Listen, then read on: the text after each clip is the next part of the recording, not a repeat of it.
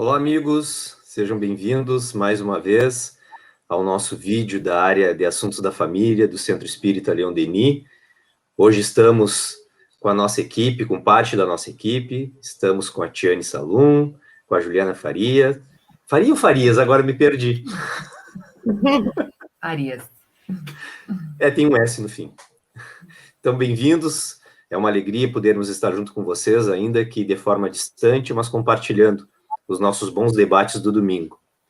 Então, para nós iniciarmos, vou conduzir todos nós numa prece para fazermos a abertura da nossa tarefa da manhã. Então, amigo Jesus, bons espíritos do alto, que todos nós possamos ser abraçados neste momento, com as suas bênçãos de luz, de amor, de serenidade, para que juntos, refletindo sobre o Evangelho de Jesus, possamos trilhar cada um de nós os nossos caminhos, de maneira suave, buscando o nosso aprimoramento íntimo, aquele aprimoramento que nos trará a verdadeira felicidade. Muito obrigado pela oportunidade de estarmos juntos.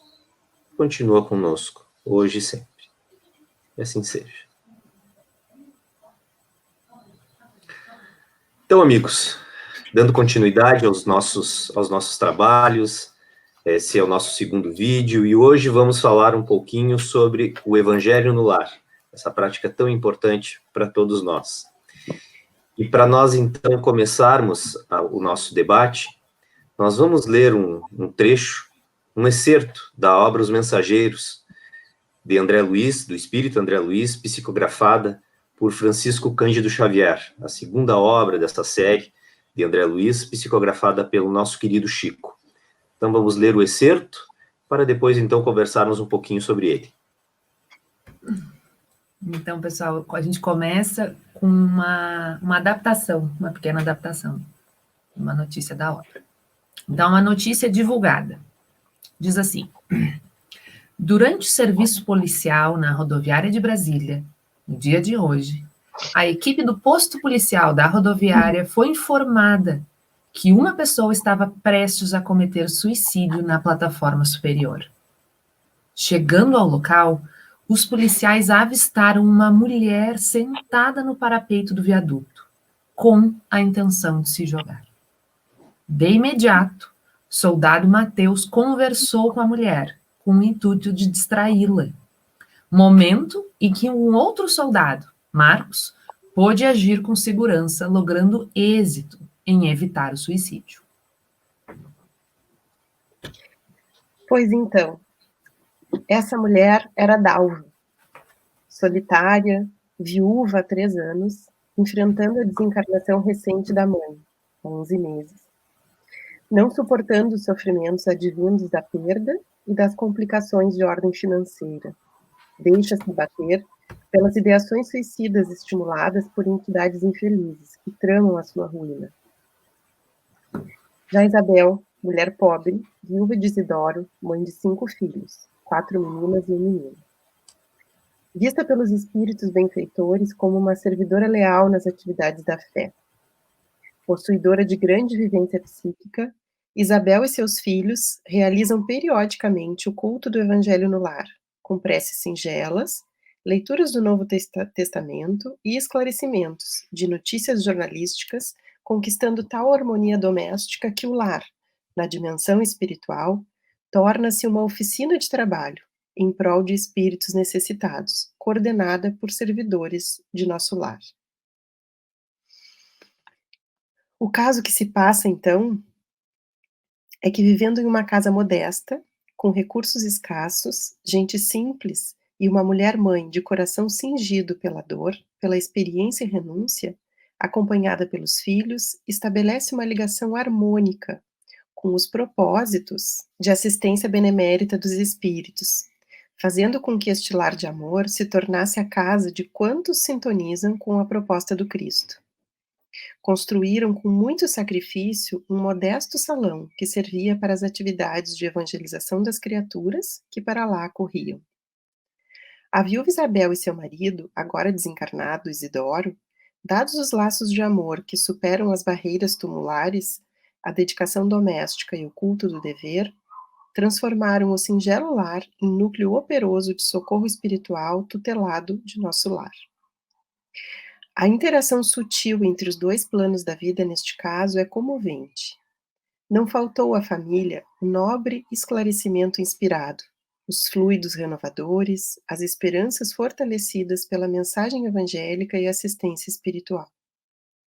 Dona Isabel era uma exímia educadora, atendia os filhos conforme as suas necessidades reais, edificando neles o hábito de realizar o evangelho no lar, o respeito para com as leis divinas e com Jesus.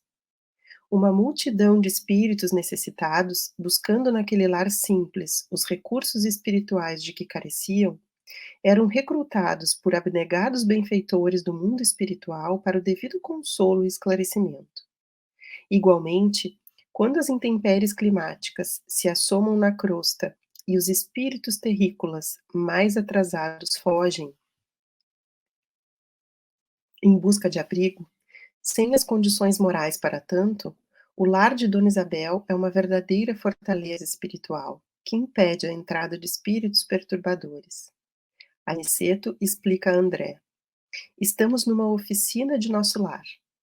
Isidoro e Isabel edificaram-na num ato de heroísmo e fé. Tendo saído de nossa cidade para essa tarefa, vai para mais de 40 anos. Graças a Deus, ambos têm vencido galhardamente árduas provas e mantêm seus compromissos corajosamente em serviço na crosta. Há 3 anos voltou ele para nossa esfera e, contudo, graças ao altruísmo da esposa e aos vínculos de amor espiritual que conservam acima de todas as expressões físicas, continuam estreitando unidos, como no primeiro dia de reencontro na existência material. Dada essa circunstância invulgar, as autoridades de nosso lar concederam-lhe permissão para continuar nesta casa como esposo amigo, pai devotado, sentinela vigilante e trabalhador fiel. Dentre os inúmeros benefícios gerados pelo posto avançado de nosso lar na Terra, André assinala o atendimento que evitou o suicídio, como o fato narrado no telejornal. Pelo número de trabalhadores espirituais que pernoitaram na casinha humilde, reconheci a importância daquele núcleo de serviço, tão apagado aos olhos do mundo. Uma senhora que se aproxima de nós exclamava comovida: que o Senhor recompense a nossa irmã Isabel, concedendo-lhe forças para resistir às tentações do caminho. Por haver descansado neste pouso de amor, pude encontrar minha pobre filha, desviando-a do suicídio cruel. Graças à providência divina. Incapaz de sofrear o desejo de aprender, perguntei curioso: mas como a senhora a encontrou, minha irmã? Em sonho, respondeu a velhinha bondosa. Minha Dalva ficou viúva há 3 anos, e faz 11 meses deixei-a só, por haver também desencarnado. A pobrezinha não tem resistido ao sofrimento quanto devera, e deixou-se empolgar por entidades maléficas, que lhe tramam a ruína. Embalde me aproximo dela durante o dia, mas com a mente engolfada em negócios e complicações materiais, não me pôde sentir a influenciação. Precisava encontrar-me com ela à noite, e isso não era fácil, porque não tenho bastante elevação espiritual para operar sozinha, e o grupo em que sirvo não poderia demorar na crosta uma noite inteira por minha causa. Foi então que uma amiga me trouxe a este posto de serviço de nosso lar. Aqui descansei e pude agir com os grupos de tarefa permanente, ajudada por infatigáveis operários no bem. O caso em apreço demonstra a importância da prece e do evangelho no lar, funcionando como amparo a inúmeros espíritos encarnados e desencarnados em provação. Nesse sentido, vale conferir a transcrição da fala do benfeitor Aniceto, registrada por André Luiz. Nunca poderemos enumerar todos os benefícios da oração. Toda vez que se ora num lar, prepara-se a melhoria do ambiente doméstico. Cada prece do coração constitui emissão eletromagnética de relativo poder.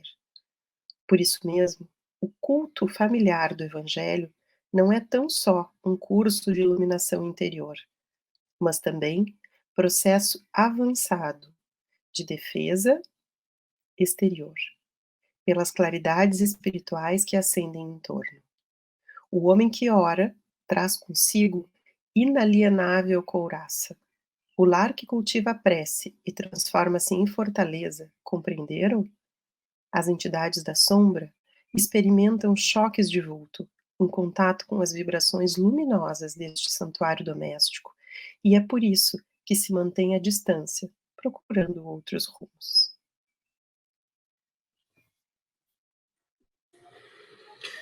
É uma narrativa bastante intensa e esclarecedora, né, gente? E onde é que se faz essa conexão, então, de tudo isso que André Luiz nos narra com a prática do Evangelho no lar? Como é que vocês enxergam isso? É interessante, né, Rodrigo? Nós envoltos nos nossos desafios da vida material, né? Os nossos desafios financeiros, familiares, profissionais, enfim, o quanto a gente pode se desconectar da nossa realidade verdadeira, que é espiritual, né? E o quanto a gente pode se cegar acerca de todo o contexto espiritual no qual nós estamos imersos, né? Então, o culto do Evangelho no lar, que ele traz ali do lar da Dona Isabel, que a princípio não tinha vínculo algum com a Dona Dalva, que tentou o suicídio lá, mas cultivando o Evangelho e fazendo da casa dela um lugar de harmonia, de luz, de saúde espiritual, ela podia ali abrigar espíritos em tarefa, ou que poderiam beneficiar tantas outras pessoas com as quais eles nem tinham relação, né? Tá no mudo, Ju. Microfone, Juju. Desculpa, gente. Então, não só a Dona Isabel conseguia angariar recursos e apoio para a própria família, né, para os desafios pertinentes, os desafios relacionados ao próprio lar, à própria família, o próprio núcleo familiar, mas ela ainda ampliava essa rede de apoio, né, e dava suporte para outros contextos, esse era um outro ponto, assim, né, que eu acho que é importante a gente destacar e que eu ia trazer para vocês, né, é o quanto essa prática, né, no momento que nós temos na intimidade do lar a realização do Evangelho, a prática regular, com todo cuidado, com todo carinho, invocando ali naquele momento, em torno do Evangelho, os bons espíritos para nos dar suporte, né, de forma regular, né, o quanto isso também pode nos trazer as forças que nós precisamos, né? Não somente para nós e também para todos aqueles que necessitam. Essa era uma questão que eu estava aqui querendo propor para vocês. E o interessante, né, Rodrigo, assim, é que essa prática associada à disciplina, porque essa é a recomendação, né? A doutrina espírita vai nos esclarecendo que a oração é a grande ponte. A gente pode enfrentar exatamente os mesmos desafios, mas com ferramentas diferentes, né? Então, se a gente traz para as questões práticas do dia a dia, qualquer coisa que eu vá fazer com uma ferramenta adequada para aquela ação, eu faço ela de uma forma muito mais suave, mais fácil, mais... Agora, se eu não tenho ferramentas, pode virar um enfrentamento muito difícil, né? E a questão é essa, os mensageiros trazem o contexto da Dona Isabel, que era bastante desafiador, né? Mas ela mantinha essa linha de conexão constante com a espiritualidade através da oração, com o culto no Evangelho, ressignificando todos os dias e ensinando aos filhos essa ressignificação dos enfrentamentos da vida. E no encontro passado, né, no nosso vídeo anterior, no encontro passado, no nosso vídeo anterior a gente falava sobre a nossa conexão, né, a gente dizia que, nossa, a conexão com a prece, ela é 7G, ela é, assim, fora da nossa, a gente não consegue compreender a qualidade, né, dessa conexão da prece. Então, a gente não precisa, por exemplo, hoje em dia, se a gente usasse, por exemplo, uma internet de escada, né? Se a gente comparar, a gente não usaria uma internet de escada para dar conta das tarefas que a gente tem que desempenhar hoje em dia, né? Então, a gente lança a mão de estratégias, de recursos atualizados para enfrentar os desafios que a gente tem com mais facilidade. Então, aqui, o desafio, a ferramenta da prece, ela é assim, né? Uhum. O top de tecnologia. E acho que ficou na palavra que nós nos referíamos no vídeo passado, né, Ju, que são os recursos. Então, por vezes, a gente, diante de uma situação difícil, seja pontual, de enfrentamento na família, profissional, e na medida em que a gente consegue se conectar através da oração ao nosso próprio anjo guardião, além de acalmar nossas funções orgânicas, de conseguirmos nos conectar com os nossos próprios recursos internos, a gente conta com a inspiração dos bons espíritos, né? Com a intuição que nos faz, olha, não vai por ali, acho que por aqui vai ser melhor sucedido, né? Ou interpreta de uma forma diferente, às vezes uma agressão que tu está recebendo, olha a dor naquele coração que está te emitindo isso.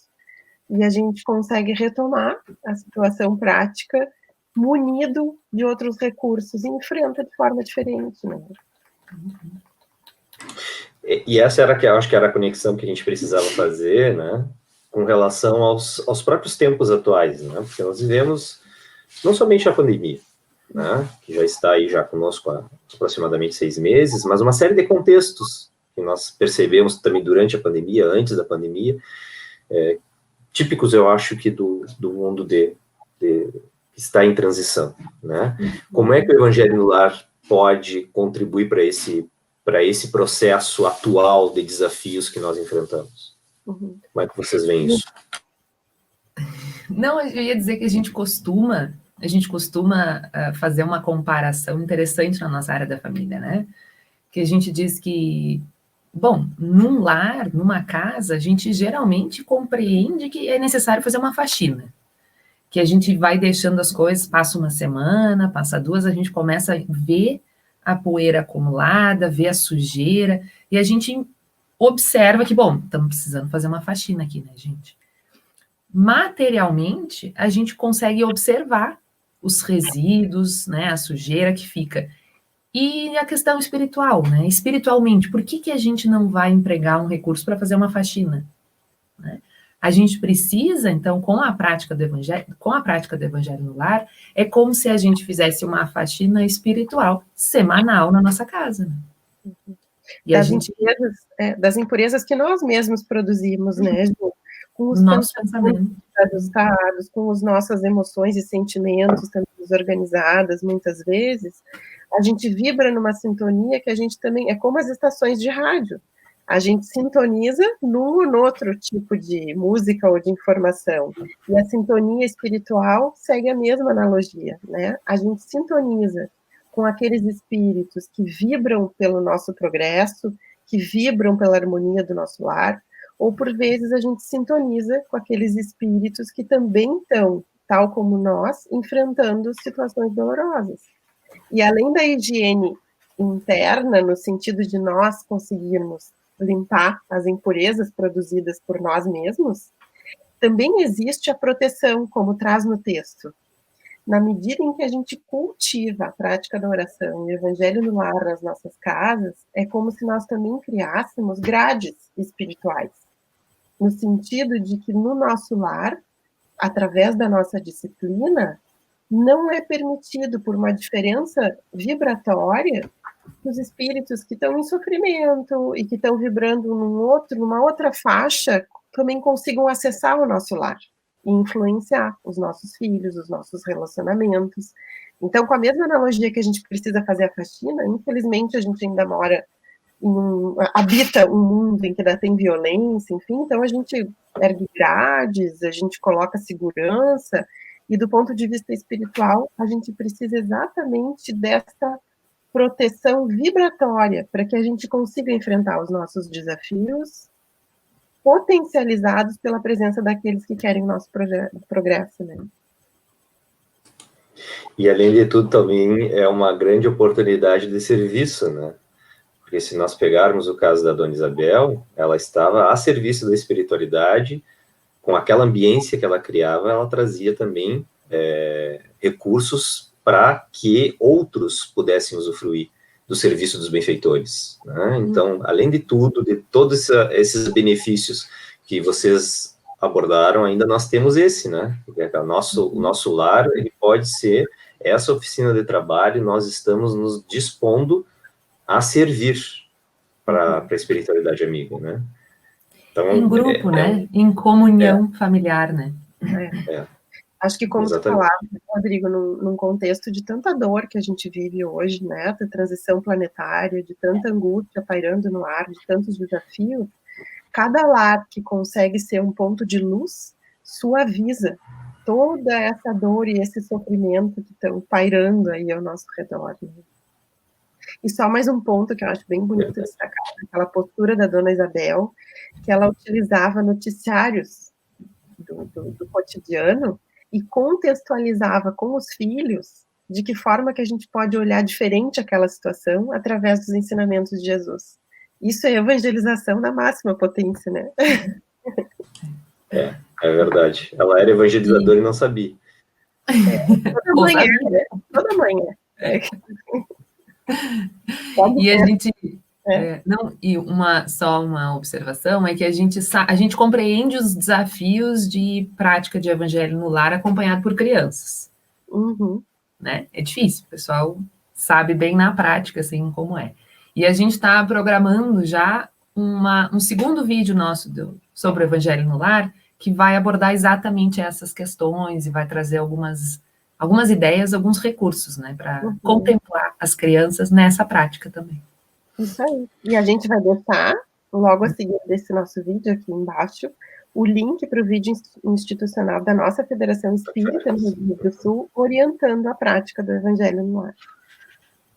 Conectando todo esse debate com o nosso roteiro, né? Um roteiro seguro para nós fazermos o Evangelho e estarmos também nos dispondo a isso, né, gente? A proteger não somente o nosso lar, de dar condições de mais harmonia, de mais tranquilidade, mas também de operar pelo Evangelho, né? Sermos essa oficina de trabalho da espiritualidade aqui na Terra. É isso, então, minha gente, por hoje. Mais alguma consideração, Tiane, Ju? Acho que não, só deixar saudades que a gente está de Nos encontraremos em breve. Agora está mais perto de nos reencontrarmos do que antes, né? Cada dia que passa a gente está mais próximo disso. Então vamos torcer e nos nossos evangelhos também orar pelo mundo e que esse processo todo passe e passe bem. Uhum. Quem é que podia nos conduzir na prece, gurias? Pode fazer a prece de encerramento para nós, Ju? Então, já deixando o nosso coração junto com os nossos amigos. Mestre amado, obrigada por mais esse momento, que possamos sentir a tua presença, num abraço bem apertado, sintamos o teu carinho, o teu doce e suave perfume, reforçando as nossas energias, amparando-nos nos nossos desafios. Envolve a todos nós e que possamos, juntos, implementar essa prática de Evangelho no Lar, marcando uma visita permanente, semanal, contigo. Que assim seja. Obrigado, amigos. Mais uma vez, nos vemos em breve e vamos para o Evangelho. Não esqueçam, vamos lá. Um abraço a todos, um beijo, fiquem bem, nos vemos no próximo. Um abraço.